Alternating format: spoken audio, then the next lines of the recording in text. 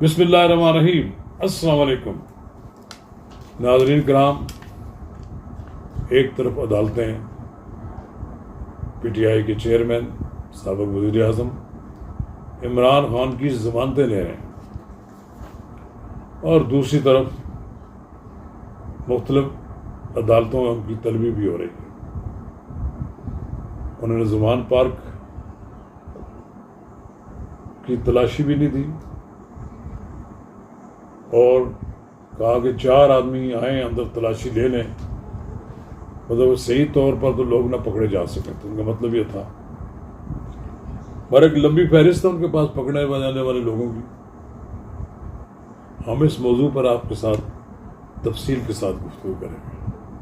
قبل اس کے آپ آگے بڑھیں، آپ سے استدعا ہے، اگر آپ نے میرا یوٹیوب چینل نواز رضا کے ساتھ اب تک سبسکرائب نہیں کیا تو برائے کرم اسے فوری طور پر سبسکرائب کریں، لائک کریں اور اب آپ کے ساتھ شیئر کریں، اور آئیکن کا وہ بٹن دبانا نہ بھولیے کہ جب ہم ویڈیو لوڈ کریں تو سب سے پہلے آپ کو اطلاع ملے۔ ناظرین کرام، ضمانت تو مل گئی تھی میرے کپتان کو، 190 ملین پاؤنڈ کا جو سکینڈل ہے، نیب نے طلب کیا، عمران خان نے کہا کہ میں لاہور میں مصروف ہوں، نہیں پہنچے۔ اب 23 تاریخ کو انہوں نے طلب کر لیا، اور پھر اب عمران خان اگر 23 کو نہ گئے تو پھر نیب ان کی ضمانت کی منسوخی کی درخواست دے گی۔ لہذا یہ کہا جائے کہ عمران خان کی جان چھٹ جائے گی عدالتوں سے پیش ہونے سے۔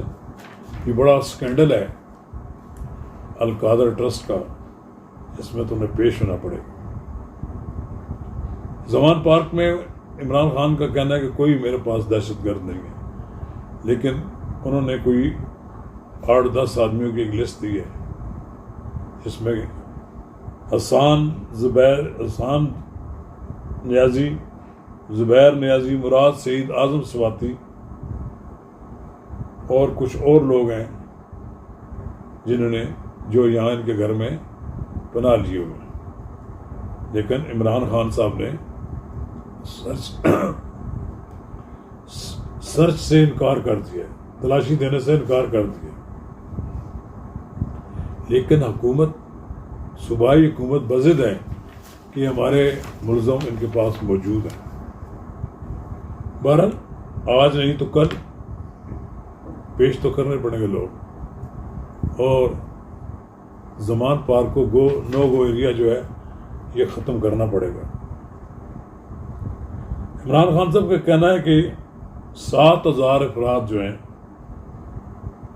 اس وقت حکومت کی تحویل میں ہیں، اور ان کا یہ بھی کہنا ہے کہ 1 ہفتے میں معاملات درست ہو جائیں گے۔ معلوم نہیں ان کو کس نے اس طرح کا چکر دیا ہے یا لارا لگایا ہے کہ شاید ان کو کوئی رعایت مل جائے گی۔ مجھے نظر نہیں آتا کہ عمران خان صاحب کو کوئی رعایت ملے۔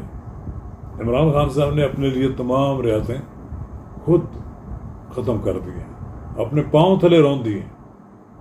کاش کہ وہ ایک سمجھدار سیاستدان کا ثبوت دیتے اور اپنے آپ کو قانون سے محفوظ رکھنے کے لیے کبھی قانون ہاتھ میں نہ لیتے۔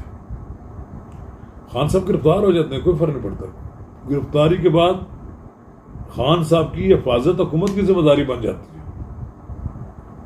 اس سے زیادہ برا وقت نواز شریف پر بھی آیا تھا، محترمہ بے نظیر بھٹو پر بھی آیا تھا، ذوالفقار علی بھٹو پر بھی آیا تھا، بڑے بڑے لیڈروں پر آیا۔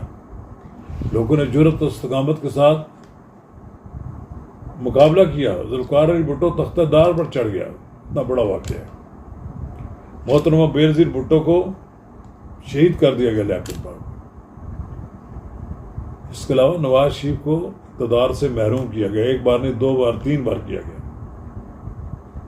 لیکن کیا نواز شریف نے فوجی تنصیبات پر حملے کروائے؟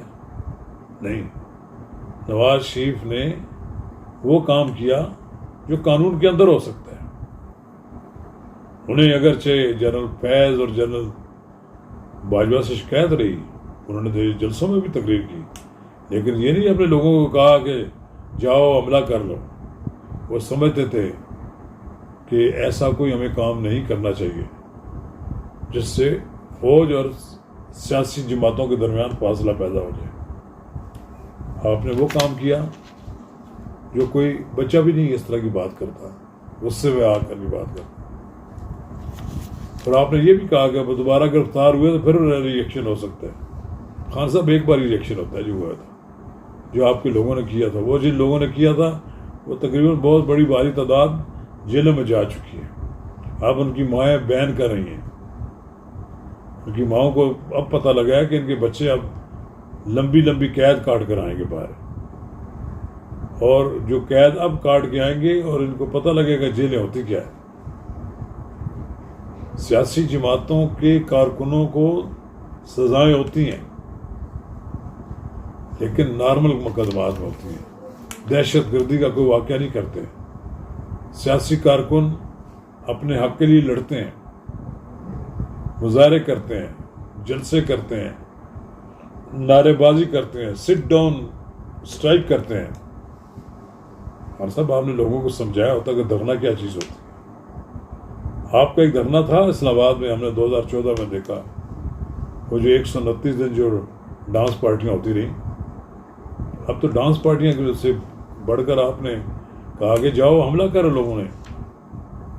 یہ جو آپ کی کارکنوں نے کور کمانڈر کے گھر پر حملہ کیا, یہ پاکستان کی تاریخ کا بدترین واقعہ ہے. ایم عالم کے جہاز کو آگ لگائی, یہ بھی بدترین واقعہ ہے. اور کرنل شیر خان کی جو مجسمہ ہے اس کو جس طریقے سے گرایا گیا, توڑا گیا, کوئی پاکستان کا درد دل رکھنے والا شخص برداشت نہیں کر سکتا. اور اب آپ کو اس کی سزا تو ملے گی کہ میں نے طے نہیں کیا, یہ وقت نے آپ کے بارے میں فیصلہ کیا.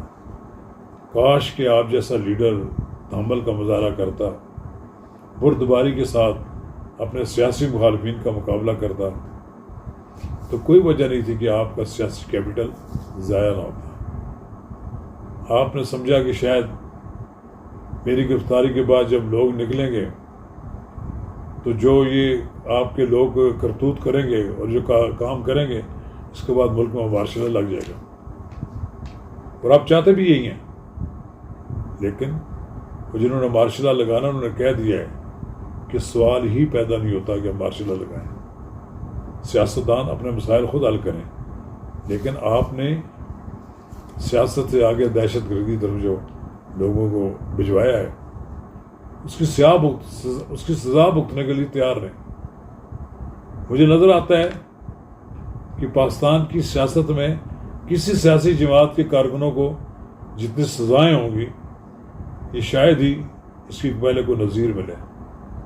لوگ بھول جائیں گے کہ ماضی میں لوگوں کے ساتھ کیا ہوتا رہا, لیکن اب جو آپ کے ساتھ سلوک ہوگا اس کا کوئی مداوع نہیں ہے, نہ کوئی معافی ہے, نہ آپ کو کہیں کوئی رعایت دینے والا ہے. یہ 1.5 ہفتے بعد 1 ہفتے بعد کیا معاملات درست ہو جائیں گے, سب کچھ آپ کو نظر آ جائے گا. شکریہ.